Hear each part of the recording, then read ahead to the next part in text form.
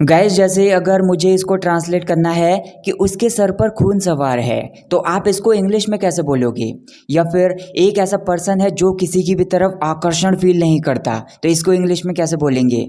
तो yes guys, आज के इस वीडियो में आप इसी तरह की बहुत सारी फ्रेजेस, कुछ फ्रेजल वर्ब्स और कुछ इडियम सीखने वाले हैं। तो फटाफट से वीडियो को स्टार्ट करते हैं।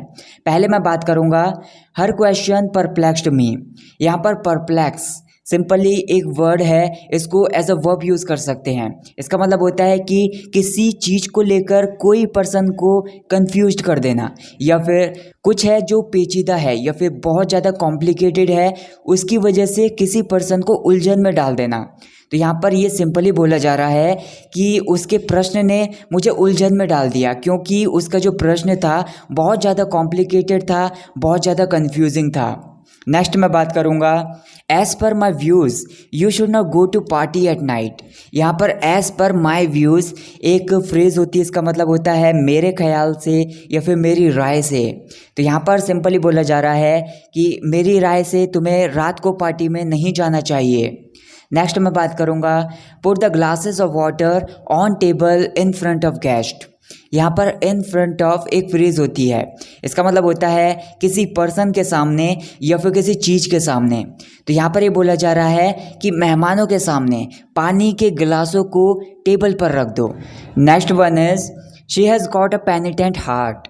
यहाँ पर पेनिटेंट एक वर्ड है, इसको एज एन एडजेक्टिव यूज़ कर सकते हैं। इसका मतलब होता है कि एक ऐसा पर्सन है जो अपनी की हुई गलती का उसको एहसास हो गया है, या फिर उसने जो भी गलती की है उसका उसे पछतावा हो गया है। ऐसे पर्सन को हम बोल सकते हैं कि वो पेनिटेंट है। तो यहाँ पर ये बोला जा रहा है कि उसका एक ऐसा दिल है जो उसने गलती की है, उसका उसे पछतावा हो जाता है या फिर उसका उसे एहसास हो जाता है। Next one is she is always at enmity with her neighbours. यहाँ पर be at enmity with somebody एक इडियम होती है, इसका मतलब होता है किसी के साथ दुश्मनी के भाव के साथ होना, मतलब उसके साथ अच्छा व्यवहार के साथ ना रहना, उसके साथ दुश्मनी व्यवहार के साथ रहना।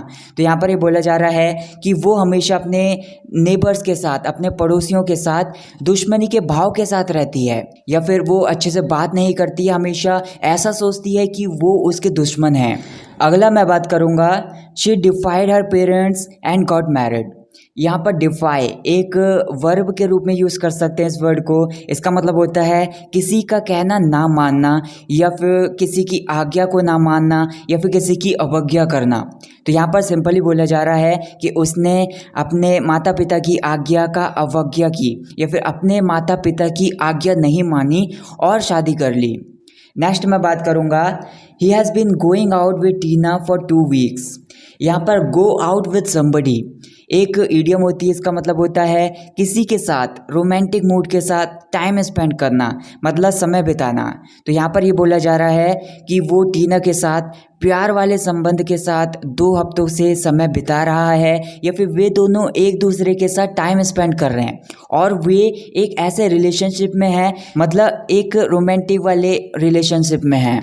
नेक्स्ट मैं बात करूँगा चिल्ड्रन आर नॉनशैलेंट अबाउट स्टडिंग। यहाँ पर नॉनशैलेंट एक वर्ड है, इसको एज एन एडजेक्टिव यूज़ करते हैं। इसका सिंपली मतलब आप बोल सकते हैं कि इसका मतलब होता है कि कोई पर्सन है वो उदासीन है, या फिर थोड़ा सा डीपली आप समझ सकते हैं एक ऐसा पर्सन है वो किसी भी चीज़ की तरफ या फिर किसी भी पर्सन की तरफ कोई भी आकर्षण फील नहीं करता है, मतलब वो किसी भी चीज़ को लेकर या फिर किसी पर्सन को लेकर बेपरवाह रहता है। तो यहाँ पर ये बोला जा रहा है कि जो बच्चे हैं वो पढ़ाई को लेकर बेपरवाह हैं, या फिर उसकी तरफ, पढ़ाई की तरफ कोई भी आकर्षण फील नहीं करते। नेक्स्ट मैं बात करूँगा you had better go and get ready. यहाँ पर हैड बेटर एक मॉडल वर्ब है, इसका मतलब होता है कि किसी को कोई एडवाइस देने के लिए आप इसको यूज़ कर सकते हैं कि आपको ऐसा करना चाहिए, मतलब आप किसी को ऐसे एडवाइस देते हो तो उस टाइम पर आप बोल सकते हैं। तो यहाँ पर सिंपली बोला जा रहा है कि तुम्हें जाना चाहिए और तैयार होना चाहिए। Next one is it looks as if it is going to rain. यहाँ पर एज इफ सिंपली एक कंजक्शन है, इसका मतलब होता है मानो। तो यहाँ पर ये बोला जा रहा है ऐसा लग रहा है कि मानो बारिश होने वाली है। It looks as if it is going to rain. Next मैं बात करूँगा I try to dissuade her from getting married. यहाँ पर डिसवेड फ्रॉम एक फ्रेजल वर्ब होती है, इसका मतलब होता है किसी को कोई काम करने से रोकना। मतलब कोई काम कोई कर रहा है तो उसको उस काम को करने से रोकना। तो यहाँ पर ये बोला जा रहा है कि मैंने उसे शादी करने से रोकने की कोशिश की। मतलब वो शादी करने वाली थी, मैंने उसको रोकने की कोशिश की कि शादी ना करे। नेक्स्ट मैं बात करूँगा I saw 2 dogs running Amok on the road. यहाँ पर रन अमोक एक फ्रेजल वर्ब होती है, इसका मतलब होता है कुछ करने का, किसी के सर पर खून सवार होना। मतलब उसके माइंड पर अपना कंट्रोल ना होना या फिर अपना कंट्रोल खो बैठना अपने माइंड से। तो यहाँ पर सिंपली बोला जा रहा है कि मैंने 2 कुत्तों को रोड पर देखा, उनके सर पर खून सवार था, एक दूसरे को मारने के लिए, एक दूसरे के ऊपर वो भौंक रहे थे, एक दूसरे को वो काट रहे थे। तो उनके सर पर खून सवार था, मतलब उनके माइंड पर उनका कंट्रोल नहीं था, वे अपना कंट्रोल खो बैठे थे अपने माइंड से। Next one is you need requisite experience for the job. requisite simply एक वर्ड है, इसको एज एन एडजेक्टिव यूज़ करते हैं। इसका मतलब होता है कि कुछ है जो आवश्यक है या फिर कुछ है जो ज़रूरी है। तो यहाँ पर ये बोला जा रहा है कि तुम्हें इस नौकरी के लिए एक आवश्यक एक्सपीरियंस की ज़रूरत है या फिर आवश्यक अनुभव की ज़रूरत है। नेक्स्ट मैं बात करूँगा it's easy to muddle up some American English and British English. यहाँ पर मडल अप एक फ्रेजल वर्ब होती है, इसका मतलब होता है एक चीज़ को दूसरी चीज़ सोच लेना या फिर एक चीज़ को दूसरी चीज़ में मिक्स कर देना।